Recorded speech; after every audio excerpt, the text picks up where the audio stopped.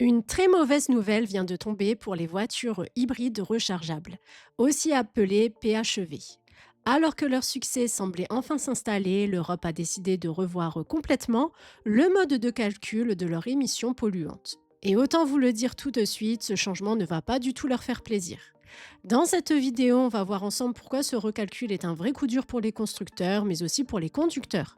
On va analyser ce que cela veut dire pour l'avenir du PHEV et pourquoi certains modèles pourraient purement et simplement disparaître du marché.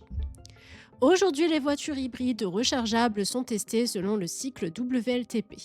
Ce protocole donne une estimation de la consommation de carburant et des émissions de CO2. Mais le souci, c'est qu'il est très optimiste. Pourquoi? Parce qu'il considère qu'un conducteur roule 80% du temps en mode 100% électrique.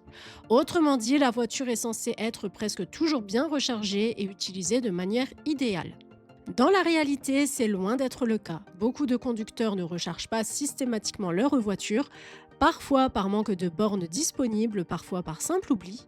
Résultat, les consommations réelles sont souvent 2, 3, voire 4 fois supérieures aux chiffres officiels. Face à cette différence énorme entre théorie et pratique, l'Europe a décidé de corriger le tir. Comment? Grâce à une nouvelle base de données appelée l'Onboard Fuel Consumption Monitoring. En clair, c'est un dispositif déjà présent dans les voitures qui mesure les recharges et les consommations réelles des conducteurs. Et les résultats sont sans appel.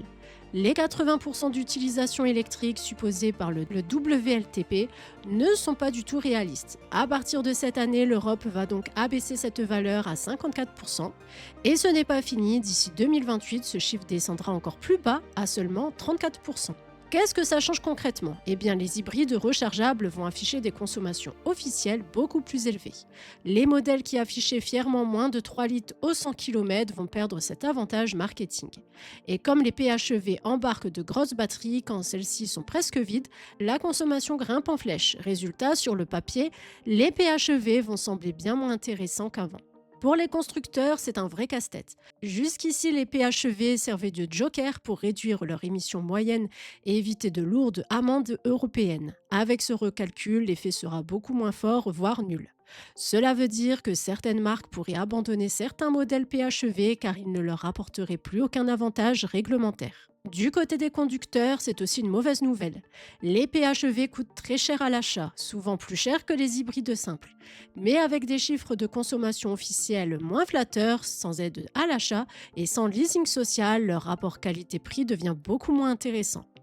Alors, est-ce la fin des voitures hybrides rechargeables? Pas encore. Elles restent pratiques pour ceux qui peuvent les recharger tous les jours et faire de petits trajets en électrique. Mais leur rôle de solution miracle pour la transition énergétique est clairement remis en cause. L'avenir semble plutôt se diriger vers deux extrêmes, les hybrides simples pour ceux qui ne veulent pas dépendre de la recharge et les voitures 100% électriques pour ceux qui veulent réduire vraiment leurs émissions. En résumé, l'Europe serre la vis et les hybrides rechargeables vont perdre leur avantage artificiel. Ce qui semble être une bonne affaire devient un compromis de moins en moins intéressant. Et vous, qu'en pensez-vous? Est-ce la fin logique du PHEV ou au contraire une erreur de la part de l'Europe? Dites-le moi en commentaire. N'oubliez pas de liker la vidéo, de vous abonner pour ne rien manquer des prochaines actualités auto et on se retrouve très vite pour une nouvelle analyse.